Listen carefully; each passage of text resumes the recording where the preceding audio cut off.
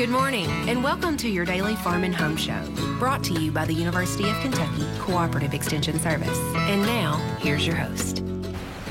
Good morning and welcome to your Farm and Home Show. My name is Joanna Coles, and Kristen Hildebrand, our Warren County Extension Agent for Horticulture, has already beautified the studio.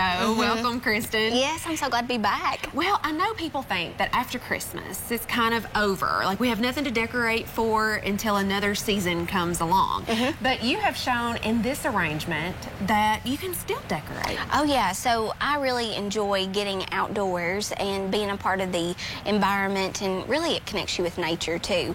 So what you can do for right now, if you've got a warmer day and you're just really bored, is that you can go out and harvest some evergreens off of some trees or even shrubs that are in those areas and make something really pretty, like this container garden that we've done.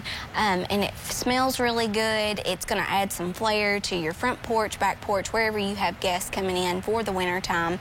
And this is super easy to do, and two, it just beautifies those areas so well. And I saw you started with this, and it was just a plain pot. Like, all my pots are pitiful right now, but you could do something like this and kind of give them some life throughout the winter. Right. I feel like, you know, after the summer, we think, or even the fall too, we feel like, oh, I don't have anything to put in these containers, and this is a great way to use those containers and again beautify some of your home areas. So with the containers, just keep in mind that you want it to withstand those cold temperatures that we have. So really you want to stay away from terracotta, because it does break and crack, and who would want to clean that up afterwards? So maybe look towards a hard plastic, maybe a concrete type container.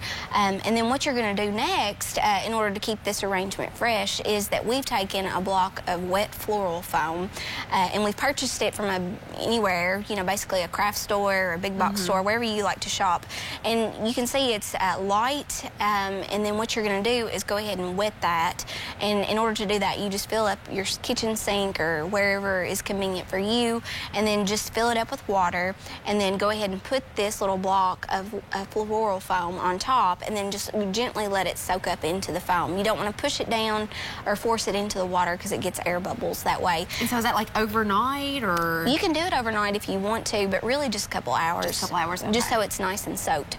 But then you're going to secure it to your container. And again, we left all the potting soil from the summer and the fall in our container, so that way we didn't have to, you know, build it up with anything.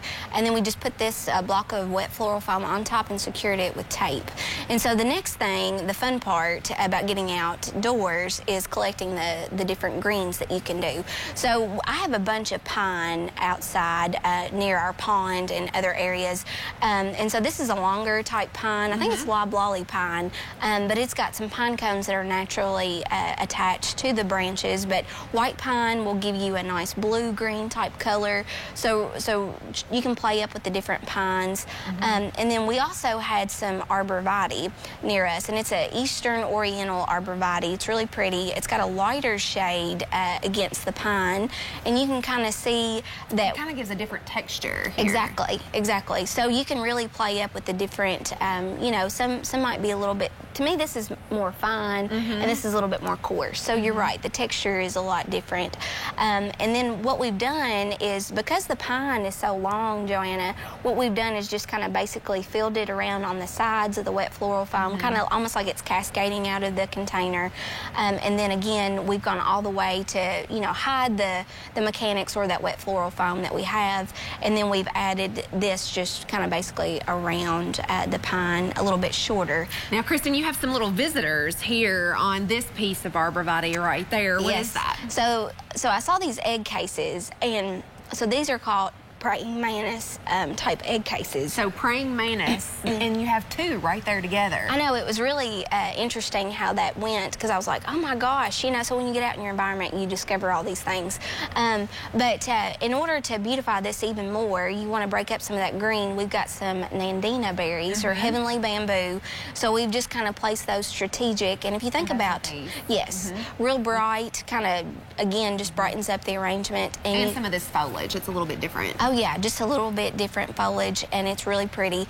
And we've just spray painted, or you can use that fake snow on the pine cones to even beautify it a little bit more. And then even we've added a nice decorative bow to it to the side.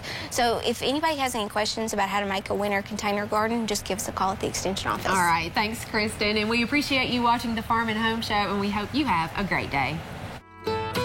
If you have questions about today's topic, please call the Warren County Extension Office at the number on your screen. Thanks for watching and have a great day.